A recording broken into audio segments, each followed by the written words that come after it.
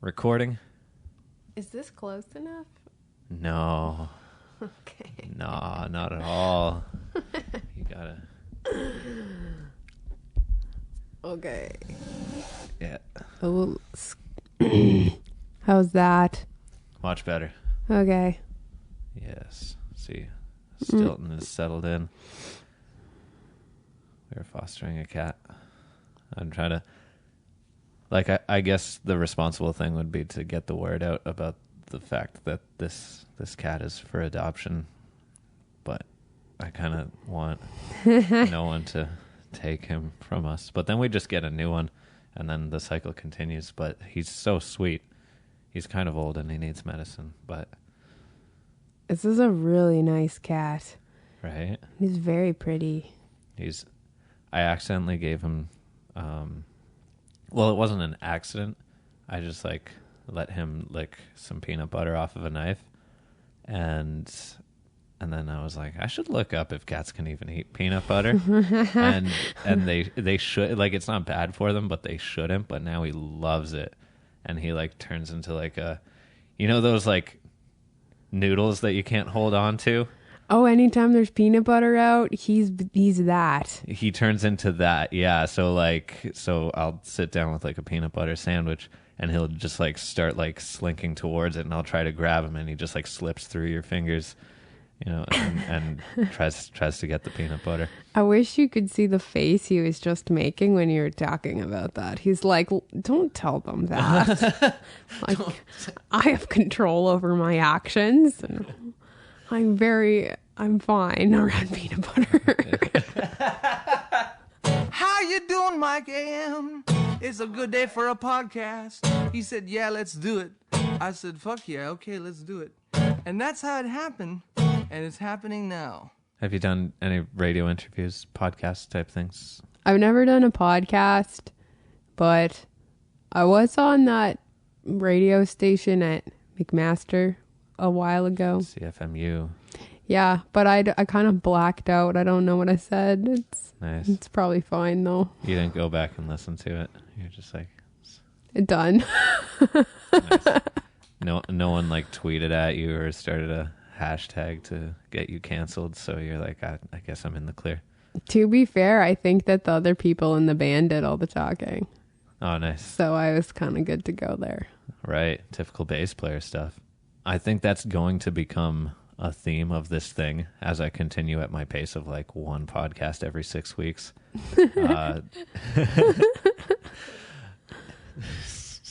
Someone broke down in a comment section that I think is something that Eric posted, what you need to do to have a successful podcast, and we're not doing any of that shit. We're not looking for success. We're looking something that's valuable to create something that's valuable to a very small specific group of people. I like that. Right? Then it's I feel like if that's what you're going for, it's going to be exactly what you want to talk about and do as a podcast anyway. Yeah, there's already Oprah. There's already Joe Rogan, Oprah for Men. I'm not I want to be the Primus of podcasts. You listen to Primus, right? I sure do. It's going to be a fucking cool podcast series. So, all right. So there's no, you haven't done a ton of interviews. So I was gonna try to get out of the way. Is there anything that you're always getting asked? Sometimes if a band has a weird name, they'll be like, "What's with the name?" And you could just be like, "Look, look at the other ones." Well, my band is called Olivia Brown Band, so hopefully no one's like, what's with the name? Because that's my name. The thing I get asked the most is, how long have you been playing bass? So I think 9 years, but I'm not sure. But that seems like the right number. So That's that question done. Nice. That's not even on my list because as a fellow music educator, I know that doesn't mean shit because people will be like, oh, I've been playing piano since I was 5. It's like, have you though? Yeah. It's like, it doesn't mean anything. It really, doesn't. No, because like how you learn and what you learn and why you learn and where your brain is at and your feelings are at when you start learning a thing are so individual. It's like the most bullshit question that people ask all the time. Like, oh, there's no way you could just be doing a great job. Like, you must have started when you were a baby or like got hit by lightning. Or it's like, no, I have no life. My life is playing. People are just looking for that excuse to not have to try themselves. Yeah. Oof. Oof is a thing. It's like when you don't want to acknowledge like the emotional aspects of something, or if something's pretty intense. So it's such a versatile word. You just go oof, but that's a great word, right? I gotta use that. Yo, you don't know about oof yet? I just did learn about it. Oof. Oof. But I seem to have independently evolved a new one. Whoosh, which is so like one step above. Holy where there's like shit. like a level of like disbelief that comes along with it. Whoosh. Whoosh. I think there's like a touch of Europeanness to it. Like there's like that's like I don't know, like a grandmother speaking through me when I react to something like that. Yeah, that's a great thing to have. Just a bunch of sounds that just combine like 10 words together. Yeah. I mean, language, right? Mm-hmm. Well, you write lyrics, so you have to use language creatively. What do you write about? Well, my strategy for writing lyrics up until this point has just been like taking things that I think are funny to say or just fun to say and then putting them to music. So I don't mean for this to happen, but it seems like I have this thing going on all day where if I hear something that I think is funny, like I just write it down. I'd say like 80% of those things don't ever get used for a lyric, but most of the lyrics I have are just random things that I heard somebody say, or it started off from that, if that makes sense. Yeah. How much do you write versus how much comes to the band or ever sees the light of day? I think I always have like a pretty clear bass part and a good idea of what the vibe is, and most of the lyrics set when I come to the band. So it's kind of like I give them like a skeleton with a theme, and then they just put their parts in. Like sometimes I have an idea for a piano line or a guitar line, but usually the stuff that Ian or Jake comes up with is better. Or they just alter it so that it makes more sense for them and it sounds better. Right. Yeah. Who is your band? My band has Justin McHugh playing drums, Ian Aisling playing piano, and Jake Vranichek playing guitar. I've never met Jake outside of a high five I gave him after one of your gigs. But he's a real motherfucker. He went beast mode on that one tune. Yeah, he's an insane guitar player. Yeah. Yeah, cool dude. Did you guys go to Mohawk? He went to York. He went to York. Mm-hmm. Oh, that's them university chops. But I know, so a bunch of his friends went to Mohawk, and then I feel like I met Jake at D-Stock. Have you ever been to D-Stock? No, what's that? It's this awesome birthday party that Dylan Owens has in the countryside every summer. And he's just been having it for so many times. And Dylan went to Mohawk too. So he just invited everyone from Mohawk to go there every year. And that's, yeah. I think that's where I met Justin too, at D-Stock. Yeah, Jake and Justin have an awesome band called Butter. And Butter doesn't play too often right now, but hopefully they'll play more soon because it's fucking sweet music. All the best bands don't play enough, eh? I know, like if you need a cool band, you should hire Butter. Butter. Yeah. That's a great name. Yeah, it's kind of, I guess, what it sounds like too. Nice. Or like how you feel if you just only ate butter for a meal. That sounds like a bad thing, actually. It's just like a fucking crazy thing, but it's delicious. You know, you can't do that every day, but it's great.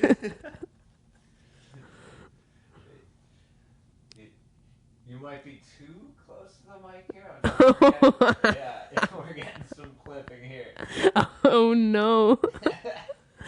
It's even funnier because I can't hear what I'm saying. Oh yeah. So it's so you're like leaning in to hear yourself better. But it's not like I'm ever going to. It's just like Not even you're gonna listen to this. No, oh no, of course I'm gonna listen to it. I mean, like, me leaning closer to the mic isn't gonna make it my monitor louder when my monitor is not on. And all of that is just one big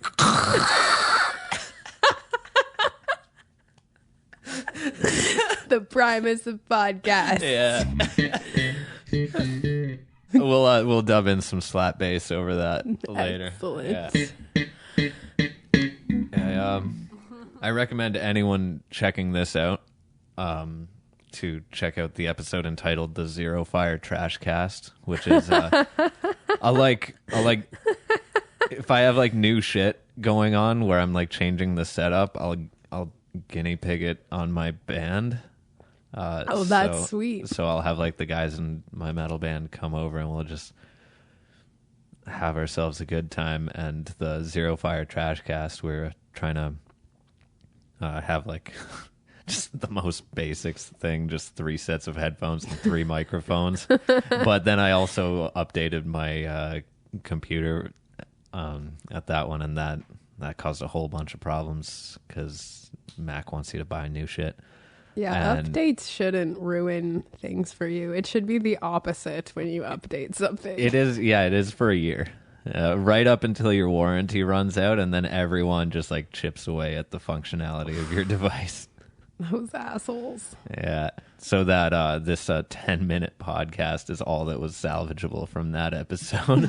And if you can handle those 10 minutes, you can handle anything we're going to throw at you. Oh my goodness. I want to watch that with my ears. Listen watch it with your ears, bud. The correct term is listen to that. No, it's not. It's watch it with your ears now. Oh, thanks for the water. Oh, no problem. There's like more of it if you need. This is a great house. There's cat, water. It's full of oxygen too. Just like all you can breathe. Sick. Yeah.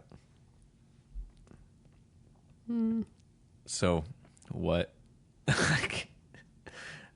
I got that's a more serious one. I gotta ease back into actual conversation. Yeah, we were talking about lyricism, and oh my god, look at this cat. Yeah, he's pretty adorable. Yeah. Right, lyrics. Do you ever find that the lyrics change the music, or do you come up with the music first and then kind of like overlay the lyrics on top of it? Or do you ever come up with something like, ooh, that's really good, and find a way to musically cram it in there somehow? Well, I don't know. I find that the words and music that I have, they always go together. Like, I've never had a situation where I feel like I'm singing lyrics that don't belong on a sound, or vice versa. And I think one thing that I really like in songs is when there are things that don't necessarily make sense going together. So, for example, like singing a sad lyric over something that sounds happy, or I really like that concept a lot. Or doing something, singing about maybe something that's like really important, but almost in like a careless way. Those are things that I enjoy. So I don't know if I can actually see that situation happening too frequently if it did. But one thing I do notice with writing lyrics is that the lyrics that you write, if they're like actually what's on your mind and genuine, they have the potential to become true in your life. So if you are going to be performing songs, I think it's important that you are very mindful when you write them. Like, do I want to be in this headspace or mood multiple times a week? And if it is something that's important for me to talk about, am I talking about it in a way that's healthy for me? Or is it just going to perpetuate like a bad experience? Or am I almost like exploiting this like unhealthy thing multiple times a month just for the sake of having like raw emotion on stage? I'm like writing music to feel better. So writing songs has been interesting because I have songs that I'm not performing now and I won't perform for a while just because it's like, I don't want to go there. But like, it's good those songs exist. So, and like lyrically, I've actually changed lyrics in songs too, so that it's more like, no, this is actually what I think and what I want to say, because some things are just outdated. Do you listen to Jason Mraz ever? No. He's you know the song "I'm Yours" though. Yeah. He's when you mentioned the changing lyrics, the live version of "I'm Yours," which is on this amazing album called "Live on Earth." That's a great name for an album. Right? Oh my goodness. Horn section, and it's just one of the tightest. I'd strongly recommend it. He changes the line, "It's our God-forsaken right to be loved," to "It's our God-intended right to be loved." Yeah. And so that's cool. Sometimes you've leveled up, and you got to bring the songs up to where you are, I guess, right? Stop distracting me, Stilton. Yeah, that's a really nice cat. This is a quality cat. Fur. He's very long. Completely soft. Yeah, I think he might have scoliosis. Well, I don't know if I don't know if a cat's back is supposed to go like this, but it seems to be like that. This part should probably be cut out. This is what Eric does. So Eric sits here and goes like, they just fucking talked about cats for a minute before coming back to the topic that they were just on, and then we just cut that out. But that's not going to happen now. Yeah. Jason Mraz changing lyrics, leveling up. Oh yeah, you got that one song, the Bong Song. Oh yeah. And you've got that lyrical break, which I think is fucking awesome. But there's that, if you are what you eat, then when you eat what you read. Oh yeah. A pure I'm very high thought. Well, it makes me laugh because I had this conversation with a friend. I was like, I wish you could just eat books and gain all of the knowledge inside of them. Oh, totally. And he's like, I think I'd rather read them. And I was like, I think I could eat the book faster than I could read it. And he's like, but do you want to? And like, don't you like, does your paper eating stamina diminish as you continue to eat the book? Like, I think you're better off just listening to it with your eyes. Listening with my eyes, watching with my ears. I'm like, I feel that somehow that lyric is connected to the concept of Reader's Digest, where it's like these short stories that are sometimes like, wow, why did I read that? Because like there's so many things that we read in our day that like we don't even plan on reading. It's just like, oh, that's a bright sign. And then you're like, cool, now I know about shoes a little bit more.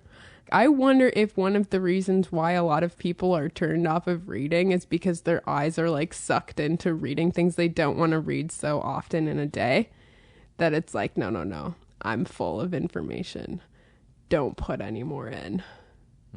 Like our eyes are like kind of, you know, exploited.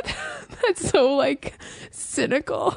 But like everywhere we walk, there's a fucking there's a war ad for your attention. Yeah, I'm like, can you chill? Like, can I just like sit outside in peace? No, you can't actually. Do I have to read about your insurance when this bus drives by? Like, there was a guy from Hamilton who started like posting his face on like bus ads with like his SoundCloud link. dude, why am I not doing that? I checked it out. I was one of them, and he got a hit song off of it. Dude, that's amazing. I never would have thought bus ads. I'm gonna do it. I was chairs, when I release my next batch of shit. It's going. It's going on the bus. Yeah, with like a Sears photo studio pic of me. Yeah, you're like posing like for Christmas, but it's just you holding your album. What do you think about marketing? How hard? I mean, you have some killer Instagram ads for your shows. Thanks. Yeah. It's inspiring, actually. I was like, oh wow, that's now I know about the show, and it's not boring, you know. That's really nice to hear. I hate being bored, and like I don't usually get bored, but it's probably a big fear. And I don't know. I just feel that like I really like vines. You know, I think if you do have to do something bullshit like talk yourself up, you know, which isn't bullshit, but it's like, oh, why can't I just do the work and then, but there's no one else. It's just you.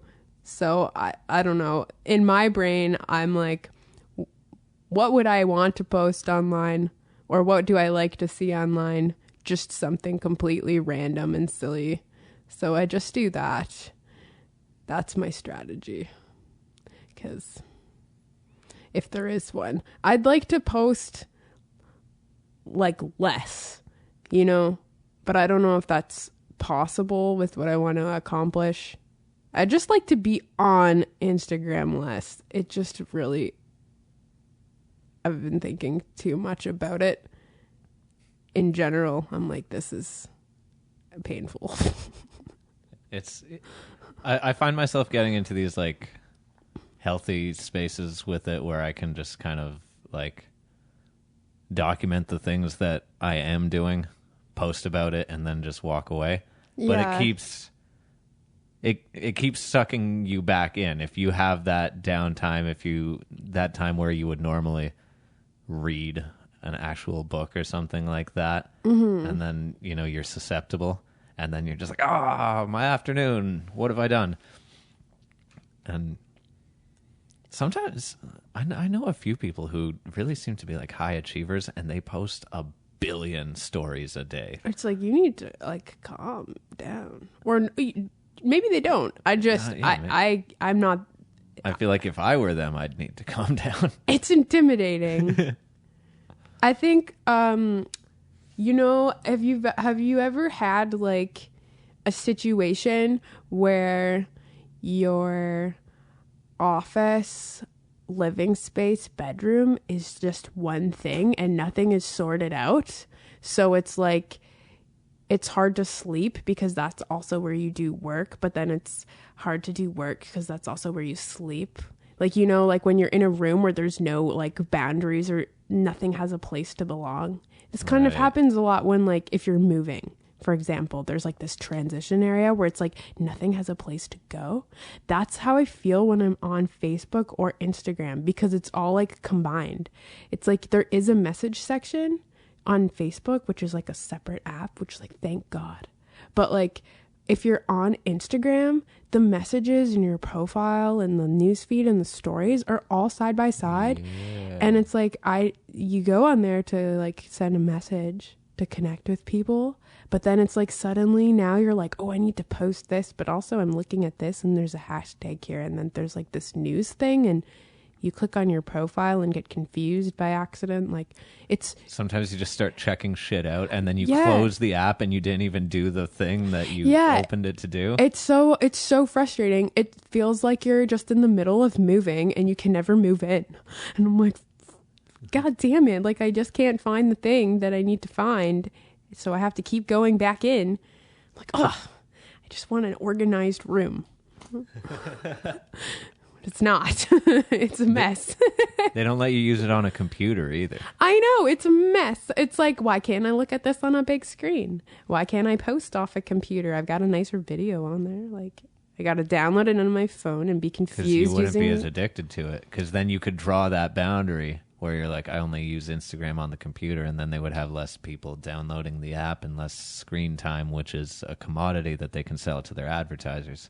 Not cool, bro. I just want people to know about my songs.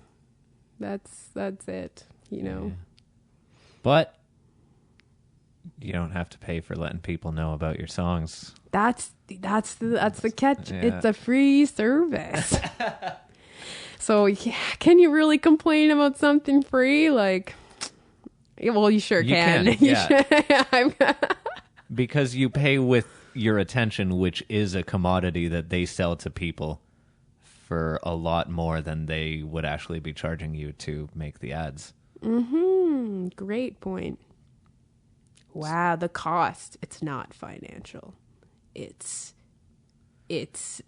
energy. It's the hours of your life. Like that Are You Afraid of the Dark episode where the kid gets the hourglass and he can stop and rewind time, but then he finds out that every time he uses it, he's taking time off the end of his life, and then the guy comes to collect. You know that? So I gotta see that. That sounds Did you watch amazing. Are You Afraid of the Dark? No, I never seen that. Did you watch Goosebumps? Like, I've seen a few episodes. So Are You Afraid of the Dark was the Canadian Goosebumps, and they didn't have any like monsters or jump scares, but it was like way too cerebral for kids. It was shit like that, or another one that posited simulation theory back in the 90s.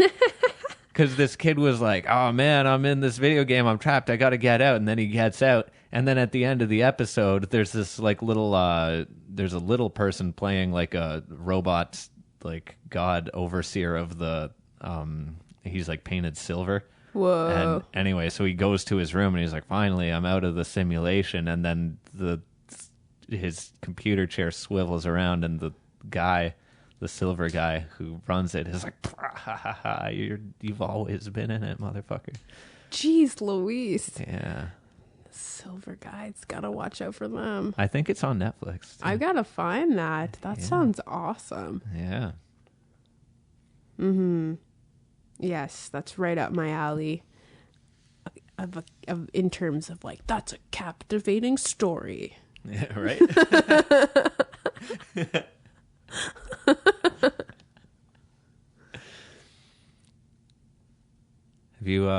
Have you or would you write music for television? I don't like, depends what television. Like, I mean, if you got a choice of like shows to write for, is there something that you would like lay down a track for? It'd be fun if like I wrote something that was somehow useful for Black Mirror. Yeah. Yeah. Just because they have so many strange concepts and the writers always change. Yeah, I think that would be cool. Have you watched the new season? Not yet. No, I'm so excited. The last one I felt was not good because they just every idea was just a rehashing of another thing they already did, and this season was a lot more original and a lot more like modern. It didn't make as many leaps to. I mean, the last episode made some pretty ridiculous leaps that were probably like 100 years away from actually having this kind of technology, but the first 2 episodes were like here and now type shit. Oh, that's kind of spooky. Yeah. Yeah. But it wasn't dark either. That's great. And yeah, I gotta look at this. So many things to watch. I know. How am I gonna do it? You don't need to live your life at all anymore. If people just... If you make $10 a month, you can watch Netflix. Entertained forever. And I know so many things about animals now. Why would you ever go see a live band? Yeah. What? Because that costs $15. Sometimes, yeah. Yeah. And that's if the band sucks. Yeah. Let alone a famous band who needs more of your money. Yeah, you can just watch them on YouTube. Oh, yeah, I guess so. How do you feel about people playing to tracks? Why live? not? Yeah. Yeah? You do you. You don't feel... Is there a point at which you feel like ripped off a bit? Like, hey, I'm trying to see a performance here? No, it depends who you're going to see. Like, if you're going to see a rock band and there was, like, all these extra tracks, I'd be like, listen, like, can't you play that on guitar? But, like, you know, you can have this version with a string section, but maybe, like, just, can you have a live version of your song? Or is the song not able to stand on its own with your insane production? But if I was going to see, like, a rapper or, like, even a pop star, like, in my mind, I'm there to almost, like, experience the crowd more than the performer, I would say. Because, like, in those cases, like, there's so much visually going on. Like, if having a track there makes the sound perfect, so it lines up with the lights and they're dancing, I mean, that makes sense to me. And yeah, I think it's fine. You do what you think your song needs. Nice. Yeah. Nice. I got the impression from listening to your music that there is like a hip hop influence. What rap do you listen to? Mostly just like older rap, like Mos Def and The Far Side, like De La Soul and Tribe Called Quest. Just like that stuff's pretty cool. And yeah, there's tons of awesome stuff going on right now. I'm kind of just in a headspace where I'm like trying to zone in on things that like really, really inspired me deeply to start playing music in the first place. So I haven't really been checking out any new songs or like regularly looking for new music. I'm kind of just like looking at the artists I already like and trying to like dig into that.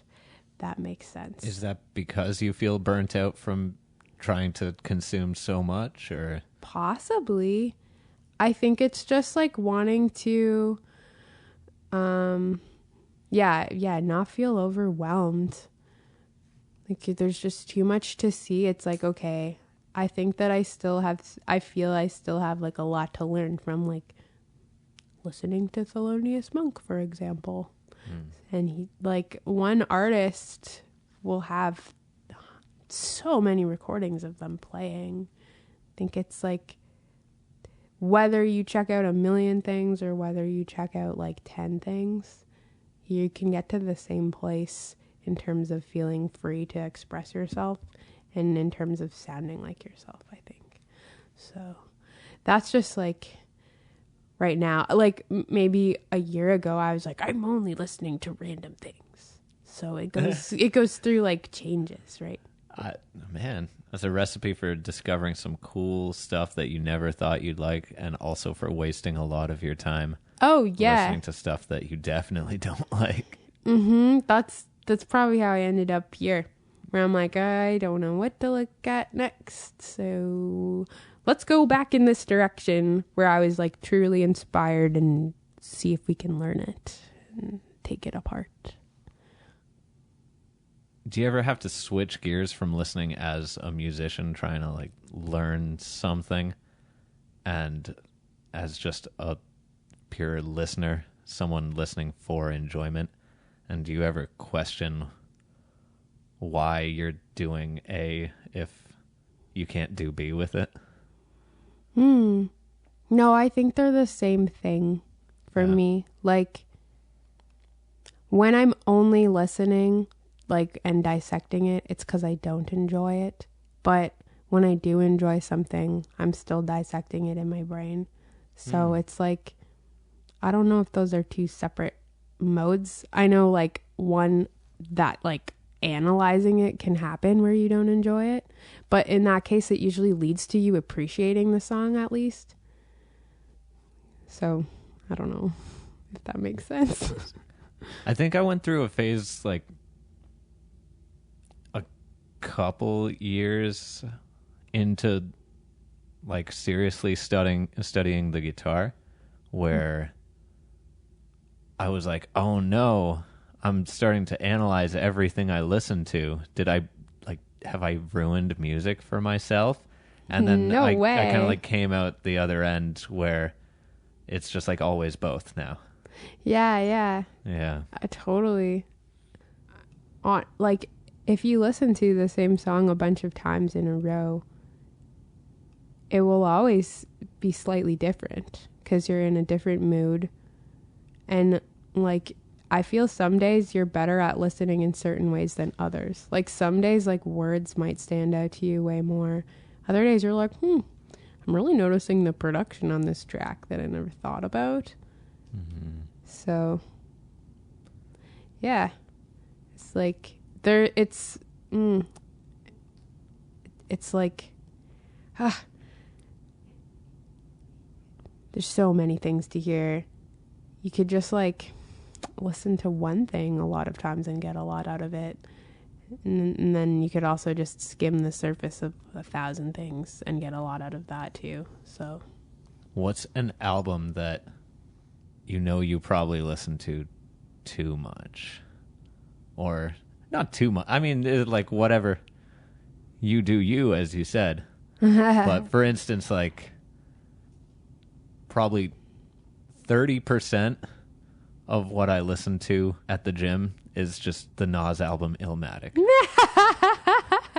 Yes. And that's just what does that for me. And sometimes I'm like, I don't like, Spotify ran that campaign where they're like, did you know a girl listened to My Heart Will Go On for 70 hours straight? And I'm like, am I going to be one of those bus ads? Like this guy. That's a lot of My Heart Will Go On. Yeah, probably. That's one song too. I feel like an album is like, it's a whole story. I don't think it was. I think it was a Whitney Houston song, to be honest. Oh, like that Bodyguard thing. I don't know. I Will Always Love You. Yeah, maybe. She was a phenomenal singer. Dude, what a badass. That one video, I think it was at the Super Bowl when she sang the national anthem. Yeah. Only time that song was good, other than when Hendrix shat all over it. Yeah, my sister showed me that performance. It is incredible, her singing that. My favorite Whitney Houston is like, how will I know if he really loves me? Like, the video is so beautiful. I don't think I've seen it. It's just, oh my God, there's mirrors, there's like a mimed saxophone solo. Well, he's got a saxophone in his hands, but he is not playing. Nice. Yeah. See, if Eric was here, that would be on the TV right now. Eric. what are you doing, man? What were we saying? An album that you Oh, listen an to album. possibly too much. I don't know if, like, I listened to a lot of Black Sabbath in high school, and now I feel that I don't know if I could put on a full album like that all the time anymore. And I don't know why that was just such a thing. I think it's just the tone of everything was so nice. Like, not even the songs. I just liked how slightly out of tune everything is, and how it sounds very warm and dark. It's like, yeah, I think that's what it was, the texture.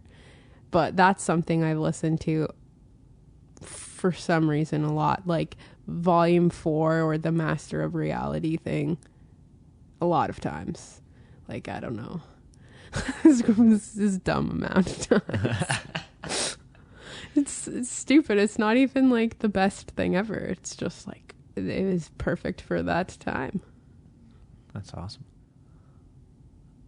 I think it was spray painted on something, and I saw it in a picture on the internet, but like, music is how we decorate time. Or something like Oh, that's such a nice way to describe that. right? Art is how we decorate space, and music is how we decorate time. Aw, So that's how, that's great. yeah. I feel so inspired. It's like, and then it gets a little deeper when you look back on your memories, because you're like, if you like walk into a room that is like your, high school friendships, and you're like, oh, Red Hot Chili Peppers. Yeah. All over the walls here. Absolutely. I remember waiting for Stadium Arcadium to come out. Wow. That's awesome. Yeah, like when I heard that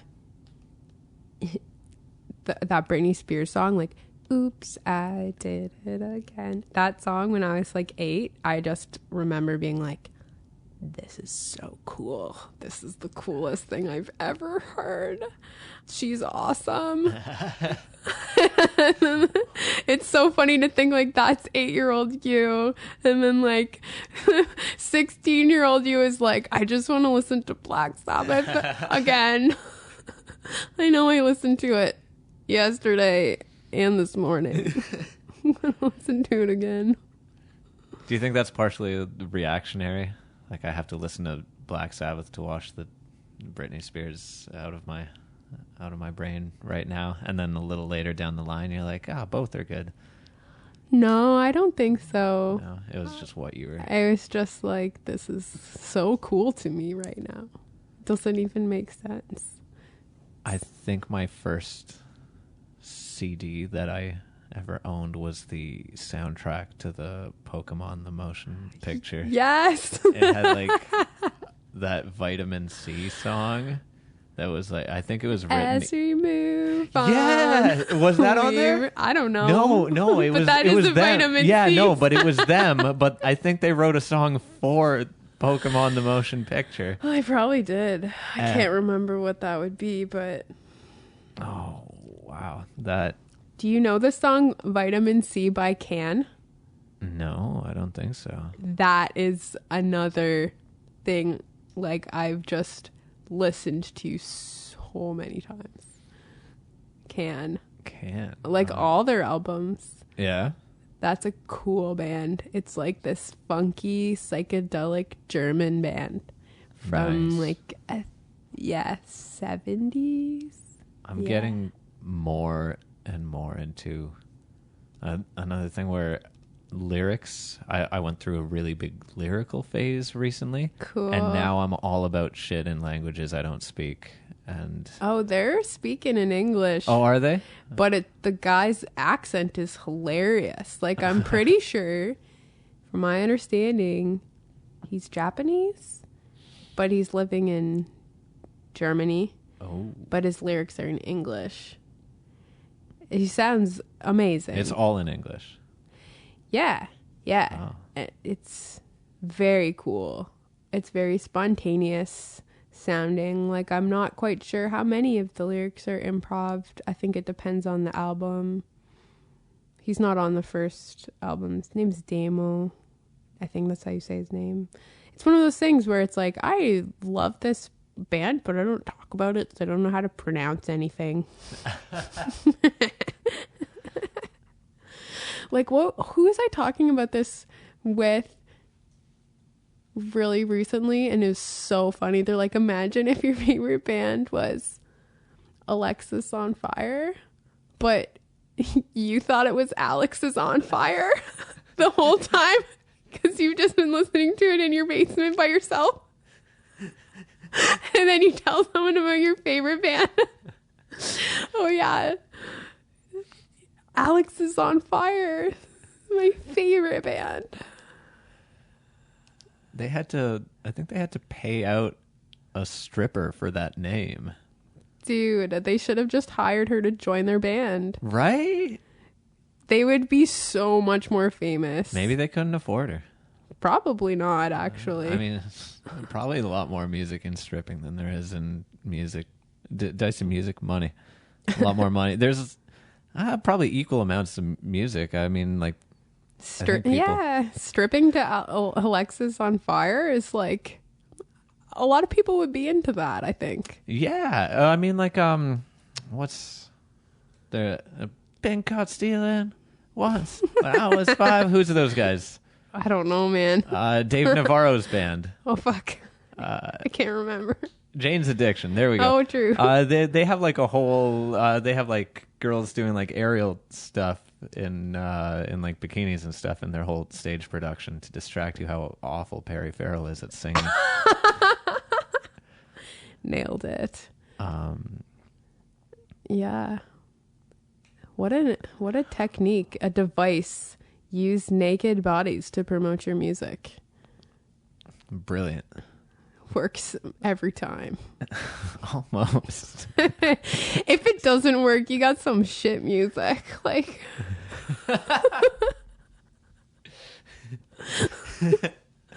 I don't know. I'm just rambling here. When I was at Mohawk, we had a business of music class, and every week there was a stripper. Imagine this. I would go to that class. It is related to. All right, so here's how that led to this.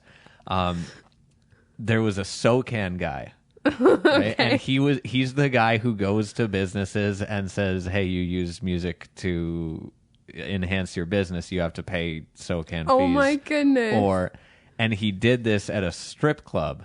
How did that go for him? And the guy's like, "You can't do this," and he's like, "I can." This, you know what happens, and he's like, so "What?" Can. Yeah,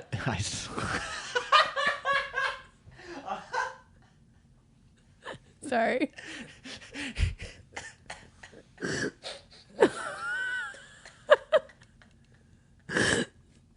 Like, here, just take these 3 people and just stop asking us. So the guy. So the strip club owner says, "Whatever, fuck you, man. We don't need music. People come here to see the naked ladies." And he's like, "Okay, then just stop the music right now." And he says the next girl like gets like her iPod or maybe even Discman at the time, and comes out in like silence, just like. And then the guy he said the owner just paid him the fee right there because she was fucking stripping wearing her headphones with her Discman because she couldn't do it without the music. That's insane, and I believe it, and that's actually amazing. Yeah, dancing without music, I mean, you can, but it's so much like in terms of an audience watching you dance, I feel like you need to have music there. I don't know. It's funny that... Call me old-fashioned. I feel like the strip club could use some music. You know, maybe some jazz.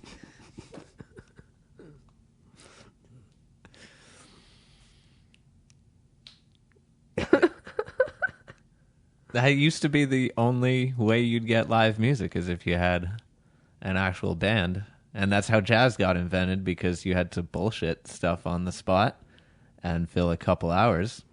And that's probably why there were so many wrong notes, because you're just watching these really hot people and you're kind of drunk. You're like, well, if I keep fucking up the song. And then it just became like, no, that's the style. And you're like, yeah, man, I know what I'm doing.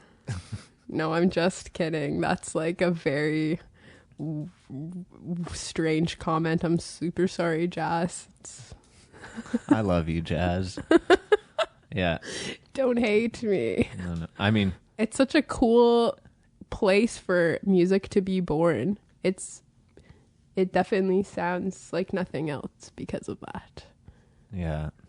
How much improvisation do you like leave room for in your own music?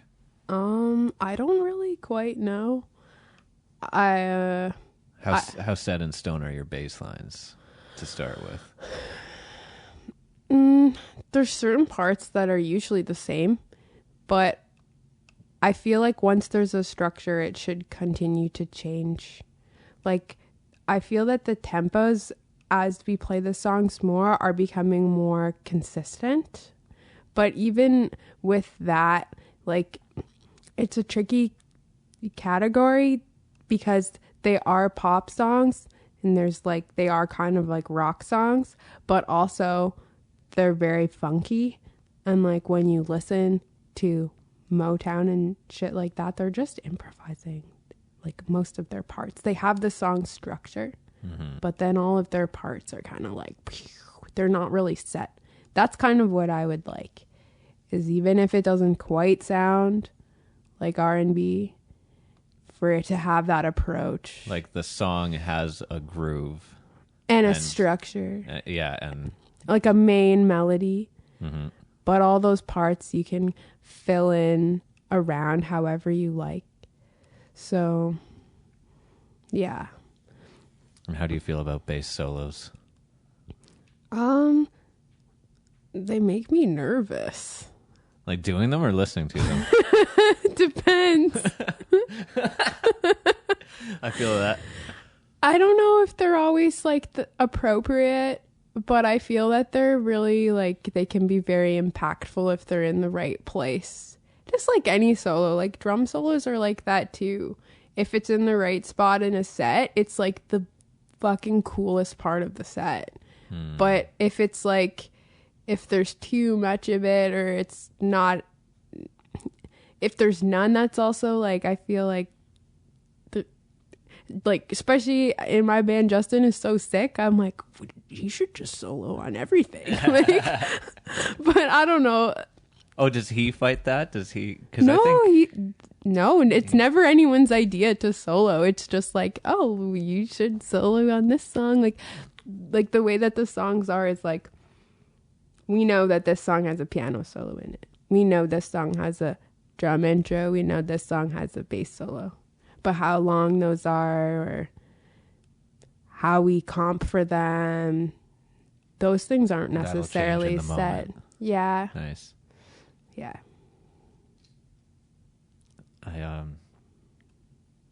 Is the song NIB? It's like the Black Sabbath bass solo. That's such a cooked song. I heard that too late in life. And I was like, this just sounds like a guy fucking around at L&M. Oh, it is. That's where they recorded it. I knew it. Just kidding. Yeah, it's awful. I don't really like, I mean, it's not, awful is not the right word, but it's really funny that I think it's just like, it fits the album so perfectly. It's like, we don't give a shit. This is going on the album. I think the attitude. It works if you're viewing it from that, painting time perspective, but from the legendary bass solo status that it has somehow achieved, you're just kind of like, what the fuck? Yeah, you really serious? have to consider that in context, like, because nobody was really playing rock that sounded like that at that time. And then to just hear so, like, I think it's the bass tone on that, which is so insane. Like, all of the things he's actually playing are like like, okay. Yeah. But the vibe is so sick. Mm-hmm. You're just like, man. Like, And probably where it sits on the album really yeah. kind of It's just not into something else. like that actual tune is very, very cool. Mm-hmm. I forgot about that. Um, Yeah. on the flip side, Naked in the Rain from Blood Sugar Sex Magic. Mm-hmm. You know that one? That's like one of the most all killer, no filler. Like it builds everything up so well, and he just kind of moves from one spot in the fretboard, keeping the groove. And that's like a perfect bass solo. But it is very short. Yeah. Probably. Short and sweet. Yeah. I think that's a cool thing. Yeah. There's like, when in the right spot, like, it's great. Like, I guess a good example of an iconic fill would be, what's that song? Long Train Running, Doobie Brothers. That intro fill is so sick. A bass fill? It's like dun, dun, dun, dun, dun, dun. It's like do do do ba do do do do, and then they're just in like that's kind of. I like bass parts like that are like in terms of Something that bass just peaks feature out for a second and then goes back to supporting the band. Yeah, the difference with that though is that's kind of, even if it is improvised on the album, it's almost like a composed part, or it's like it's played almost exactly each time, versus like if you have a part that's a bass solo to enhance the song, that's going to be different every time. Do you play upright at all? No. Do you? I did for a little bit, and I was like, this is dumb. Like, impractical for, like, what I'm trying to do with my... I love that there are people who lug the thing around and get the calluses and the arthritis that comes with it or whatever. Oh, no. But... Because I love the sound. But, it's so amazingly beautiful. Yeah. I just don't want to do it.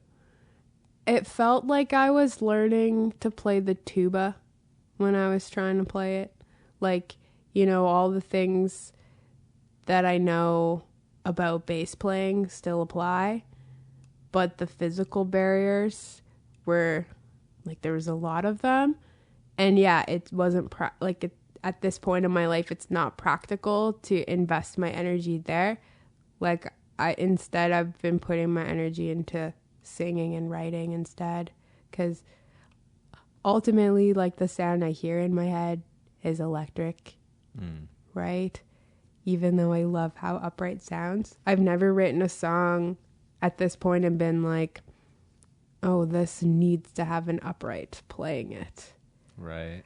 But now I'm thinking it might be cool. Like, there's some songs I write that I don't think go with my band, but it'd be cool to release them eventually, maybe even recorded with them.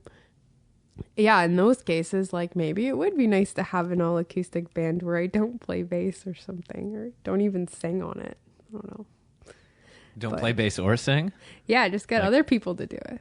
Oh, so you would just write the music? Yeah. Ah. But that's like, my brain is kind of like exploding. That leads into a question I have written here, which is, do you think of yourself as a bassist or a songwriter or a singer first? Is there, like, when you think of who you are as a musician? I think of myself as a bassist and like a side person first. I really like collaborating with others, and I play bass to play with other people. Like, that's why I wanted to play bass for a long time, because I love how it sounds. But my favorite part of it is playing like a support role in groups. So that's my favorite thing. But I also would say that that's like completely equal with songwriting, and the singing comes third, because it's like, I feel that performing my own songs makes the most sense. It kind of completes them in a way, which may sound kind of, no, that's what that is. But yeah, bassist and songwriter as the same thing. And do you feel like that interferes with your singing at all? Because I remember one of my old vocal coach used to be like, you have to stop thinking of yourself as a guitarist while you're singing. Oh. And that kind of stuck with me. Oh, and I was that's like, very shit, cool am I quote. singing worse or less effectively because I'm like, this is who I am. And then I'm not doing this as well. I think you just need to make sure that you put yourself in situations that force you to think differently. So, like, going into situations where I don't play bass, I only sing. Make sure that doesn't happen, if that makes sense. So, like, if you're not holding a bass and you're singing for someone, you're not a bassist. Right. You're just you're singing.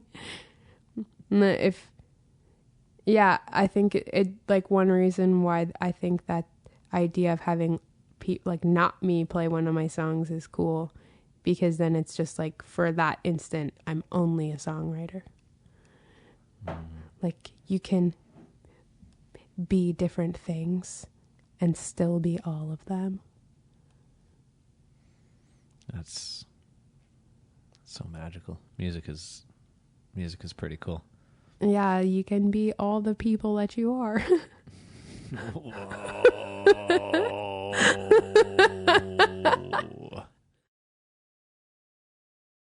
We're running a very professional operation here. We're on Spotify. This is legit now. I don't have an iMusic or whatever account, so I actually can't check if we're on there yet, but we're supposed to be. Perfect.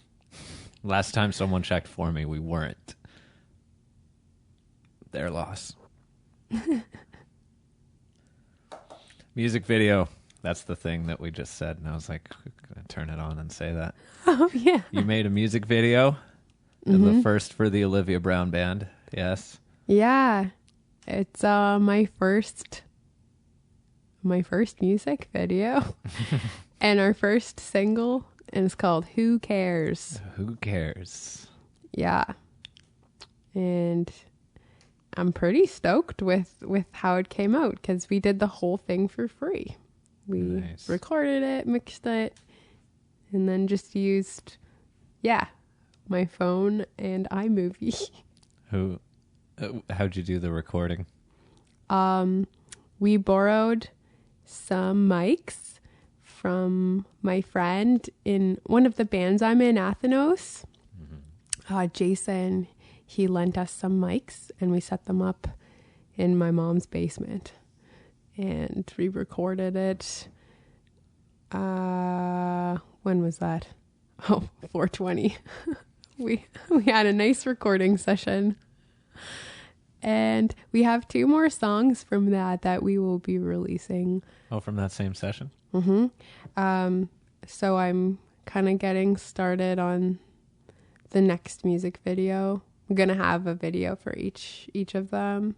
Kind of the same style, I think. And then from there, we're planning to record a bunch more songs.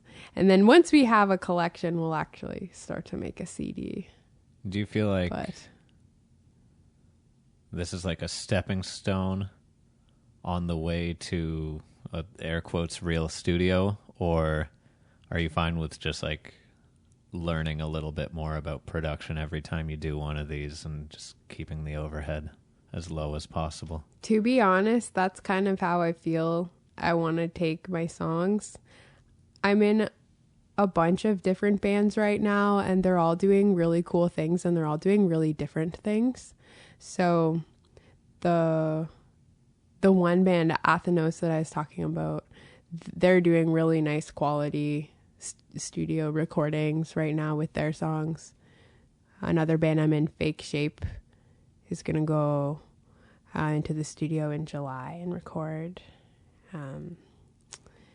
So I'm doing music and creative projects with that stuff already. I kind of just want to know how to do it myself. And my brother Ian is awesome at mixing. He just on Friday released an album of instrumental music. He composes a lot of stuff for video games, and some of it's been in like short films and stuff.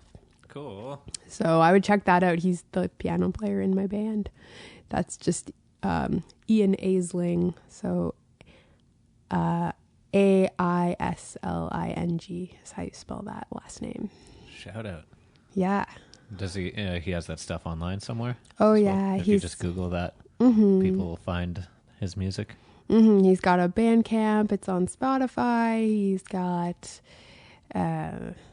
probably SoundCloud. I think he's just got all of the things. Dope. It's really nice music. So That's nice. You said once you have a bunch of it together, you'll probably pool it together. Then you'll tackle learning how to like master. Or do you think you'll send it off to someone and just get it to sound kind of cohesive for the sake of being listened to all in one go? Yeah, we'll see when it gets there. Like right now, the style of music that my band is playing, it has like kind of a specific, well, it's very vague to talk about, but in my head, it's this thing that's kind of like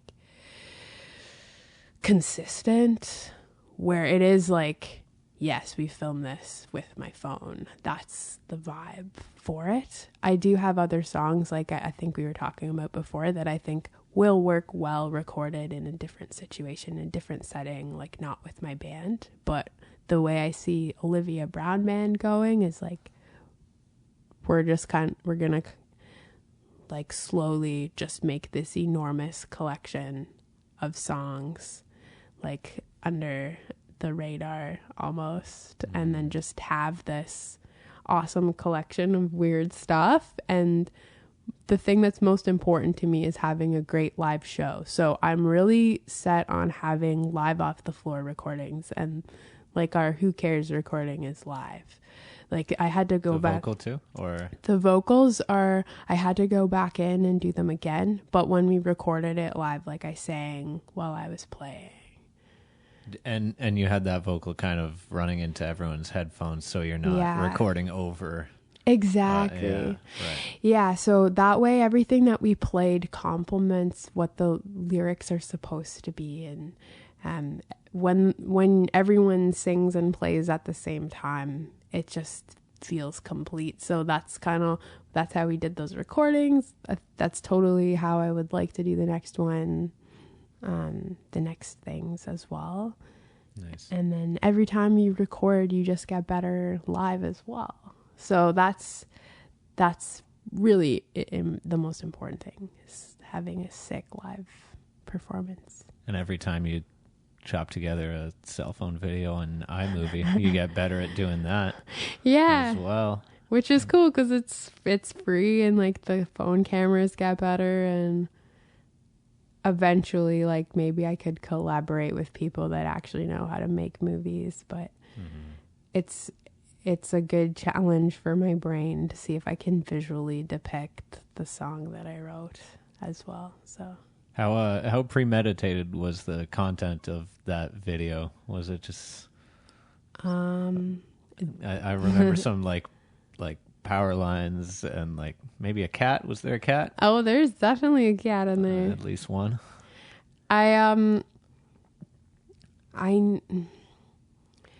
It was very improvised, like all of the footage.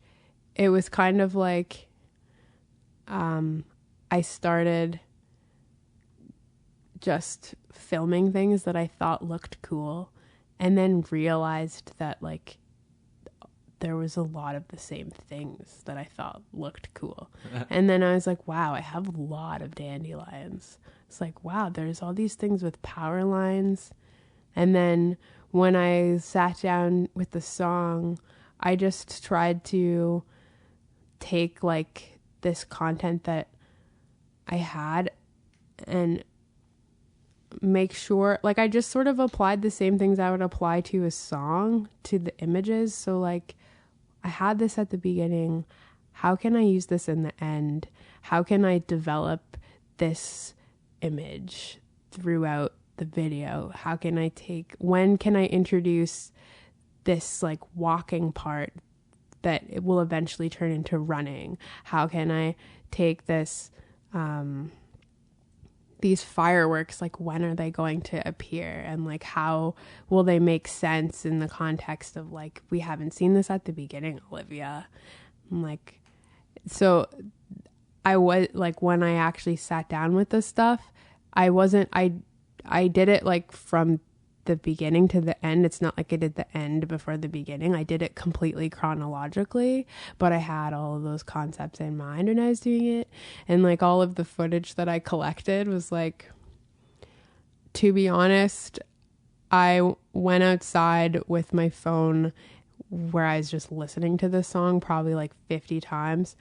And then I like smoked a joint and then just like walked around and like kind of like, I think my neighbors think I'm insane if they saw me, because I'm just dancing and running down the street and like, but it ended up being Victoria Day weekend when I was filming that, which was even cooler because there's fireworks everywhere. And then after, I would take the Snapchat videos and put them in Instagram, use the Instagram filters, and then and I was like, cool, this filter from here looks better on this, and then that, and then So then did you have to like post the video as like a private video and then like export the... Oh, I just saved to my device and then opened it in that app and then saved the new filter to the device. Oh, you can save it like as a draft? Yeah, so I did that like a bunch of times, and then there's this amazing... A lot of those filters are a lot better than what you get on iMovie. Yeah. And there's this amazing feature I found on iMovie where you can actually use the color theme from a different frame on that. So there's like one scene where it's like I took the colors of the dandelion and put that on my face. Oh, yeah. So it somehow made it more cohesive, even though it seems random. I'm like, weird. This is somehow making sense, and I don't know what the fuck I'm doing. Yeah, because it's totally watchable in spite of like simultaneously being like kind of a clusterfuck. No, it is offense intended, right? It's like that's what's cool about it, right? It feels like what was going through my head when I wrote that song too. Like it works lyrically too, like to do like a big budget. Well, it's called like Who Cares, yeah, you exactly, know? So yeah. That's awesome. Any shows coming up?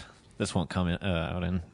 I like sit on these. There's not a lot I have to do to get these ready, but I procrastinate on doing it for a while. I don't have, to be honest, I don't have anything booked with my band right now. I'm trying to kind of sort that out and just focus on getting the next video kind of sorted out. And then, but yeah, definitely I'm playing with a lot of other bands right now. So that's kind of where my focus is just playing those shows and random things. But. So what can people do to stay up to date on what you're up to? Because right now you have some stuff on YouTube, any SoundCloud stuff? I don't know if you have a website, right? Yeah, I have that website's legit. There you go. I've got a website, oliviabrownmusic.com, and I'm constantly updating it. Like I'm trying to figure out a way. I think I've almost figured it out to have a section where you can see the other bands I'm in, but then see my band and my stuff too. Yeah, nice. all in one big thing. Nice. Yeah. All right, you're gonna play some tunes for us. Yeah. All right, this is the sign off portion. Like, subscribe, share. I know you motherfuckers don't do any of that. I see you. Libsyn tells me who's watching it and who listens to it. If you're listening right now, you tell your friends about this. No, you know what? Don't tell your friends about it. Don't tell your friend. Scratch the thing I said before. Don't tell your friends about the Michael A.M. radio show. Keep listening in silence. But subscribe so that you get it when it comes out. And then I can be even more silent about it because I know that everyone who's listening just subscribes to it. Here's music from oliviabrownmusic.com. My phone. I mean, it's Olivia. Olivia Brown is playing live on the show right now. It's not from the website. I'm not just playing it from the website. She's doing it here.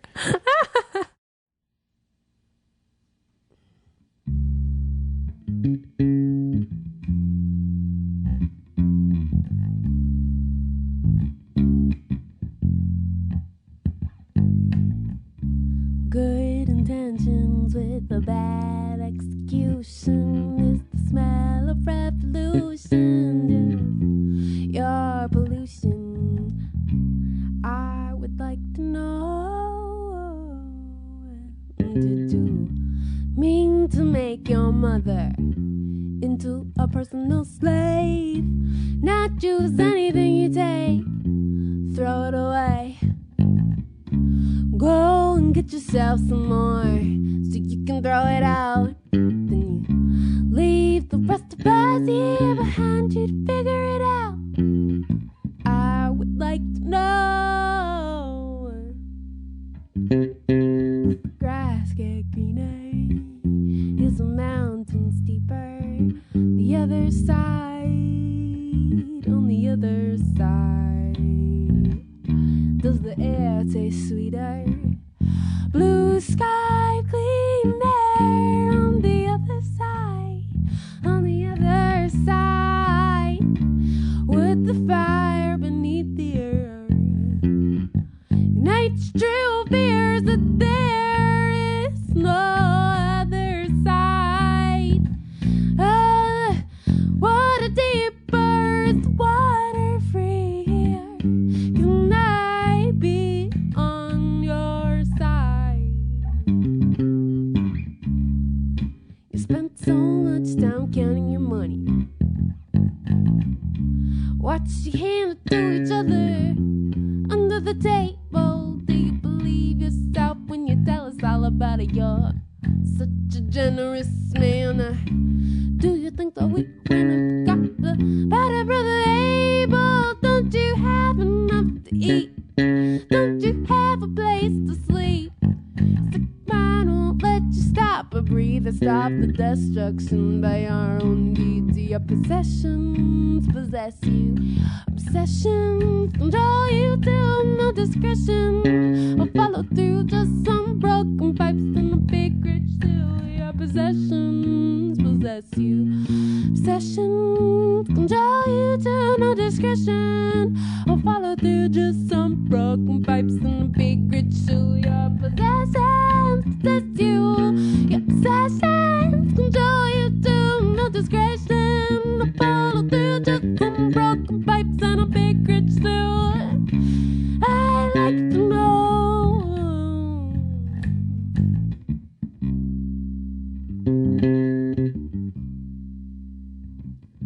Does the grass get greener? Is the mountain steeper? The other side, other side. Does the air taste sweeter? Blue sky of clean air on the other side, on the other side. What the fire beneath here? Night's true fears that there is no other side. On the water deeper is the water freer. Can I be on your side?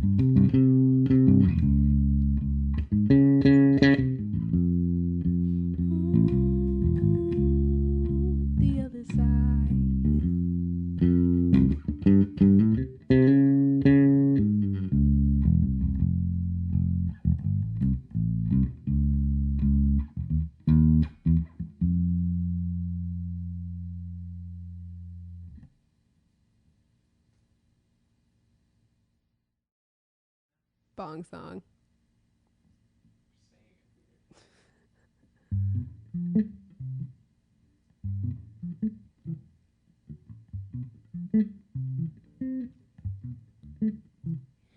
Illiterate. Getting sick of reading, not getting what I want to the point that I'm needing. Getting cold at night, but I can't get heating. I'm probably just cold from my heart retreating. Never worked quite right, though it's taking quite a beating. My mind's fed up, so I'm packing up and leaving. That's fine with me, it's kinda misleading. This air in my head makes it hard breathing. Words a bit too hard to handle. Fall from my lips like wax from a candle.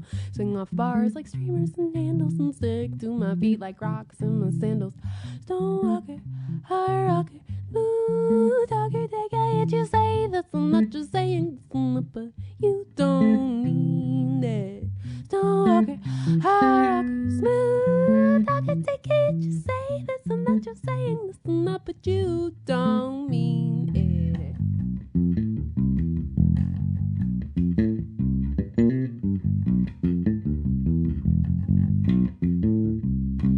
So many beasts to choose from, use from, lose from. I will make out to be more than what I come from, what I drew from, shoved from, love from, drew from, knew from. What?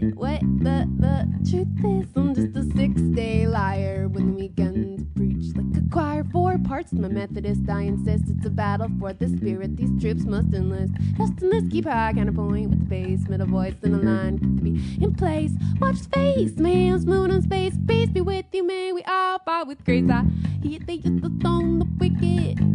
Seen the wicked get stoned. How about you back up? It's about time you were overthrown. I don't know where I'm going, but I'm going to sing about our music once to love us. Teach us can't afford a ring. Stone walker, hard rocker, smooth talker, take it. Just say this, I'm not just saying this, but you don't mean it. Stone walker, hard rocker, smooth talker, take it. Just say this, I'm not just saying this, but you don't mean it.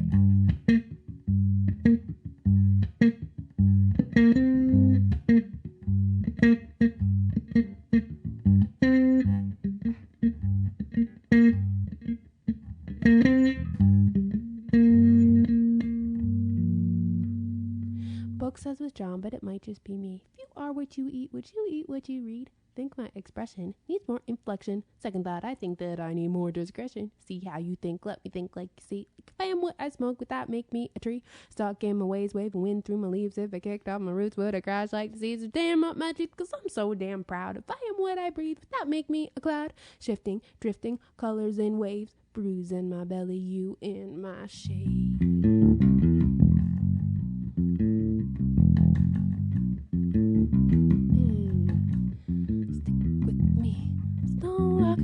Hard rocker, smooth talker, take it. You say this, I'm not just saying this, but you don't mean that. Stone walker, hard rocker, smooth talker, take it. You say this, I'm not just saying this, but you don't mean it. You don't mean it.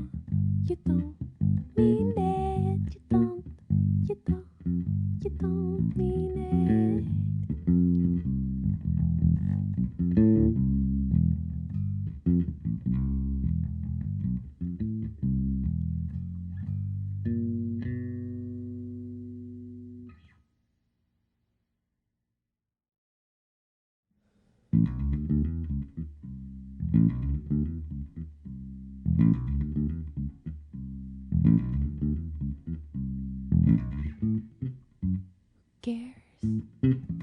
Who cares?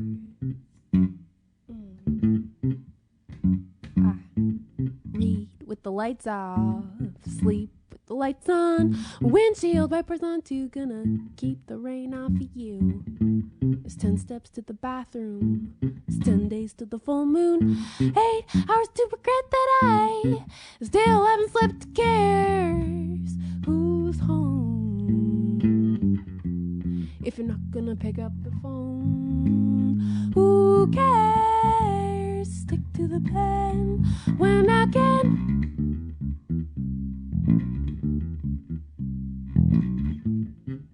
So who cares?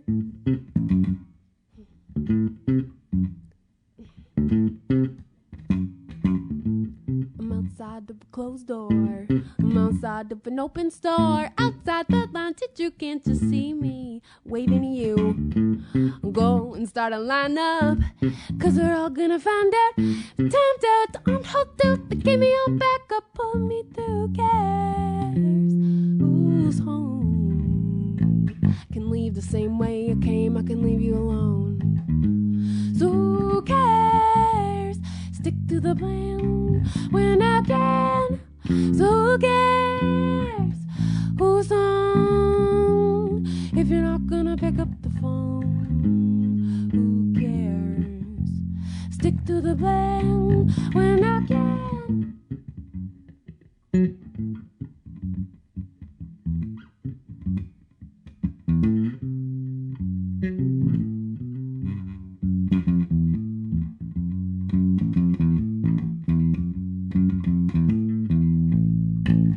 Who cares who's on?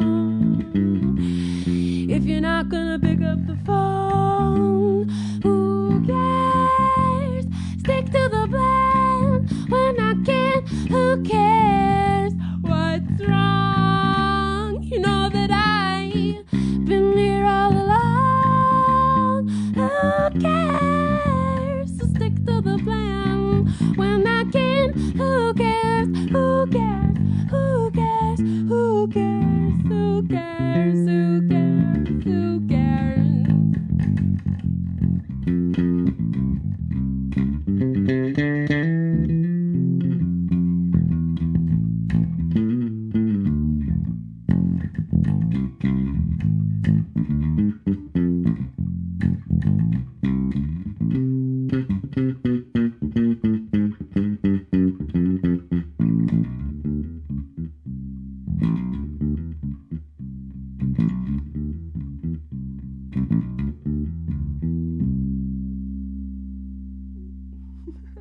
True.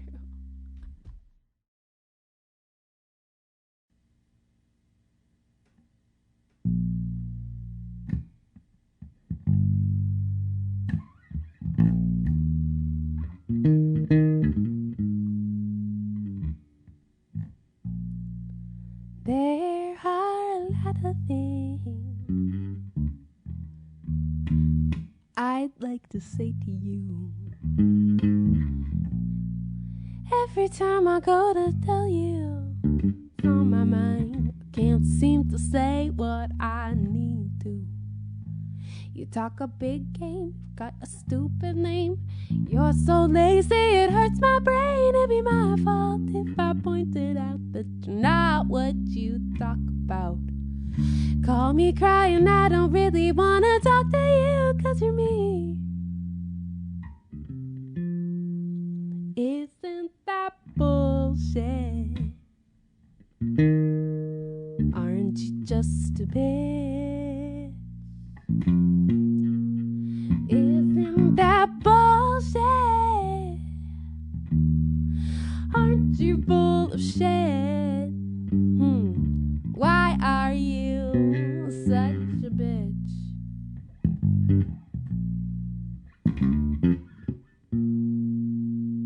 There are a lot of things I'd like to get off of my chest. Every time I go to tell you what's on my mind, no, I can't do my best. There are a lot of things I would like to say.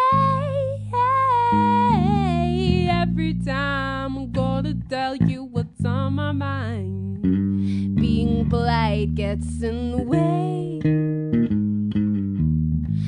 You talk a big game, you got a stupid name. You're so lazy, it hurts my brain. It'd be my fault if I pointed out you're not what you talk about. You call me crying, I don't really wanna talk to you, 'cause you're mean. Isn't that bullshit? Aren't you just a bitch? Isn't that bullshit? Aren't you full of shit? Why are you such a bitch?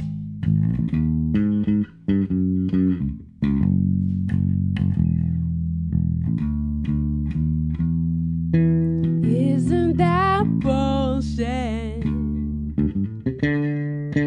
Aren't you just a bitch? Yeah, isn't that bullshit? Aren't you full of shit? Why are you such a bitch? Why are you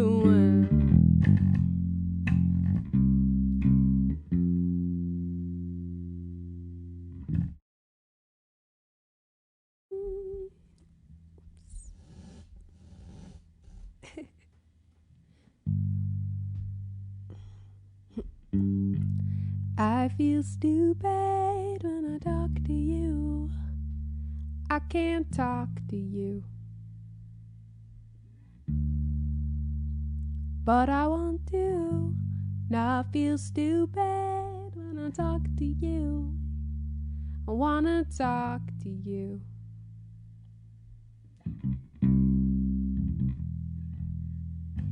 And I can't keep up when I walk with you. I can't catch up to you. Don't you want me to keep up when I walk with you? I wanna walk with you.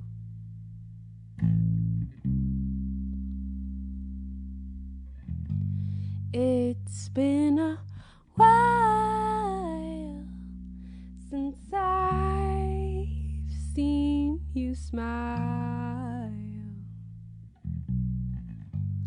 A real smile, a real smile.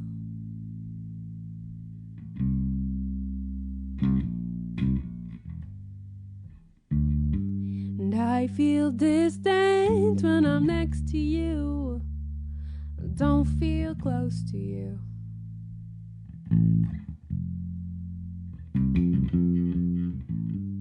I feel distant when I'm next to you. Don't feel close to you.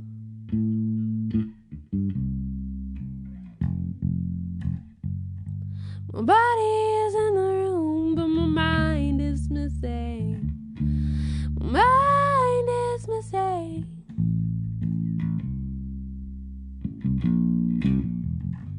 My body is in the room, but my mind is missing. Inside, I'm missing. Inside, I'm out the window. I'm on the ceiling. I'm on the last train leaving. On the way out, I'm believing. Why are you always leaving? It's been a while since I've seen you smile. A real smile, a real smile, real smile. It's been a while since I've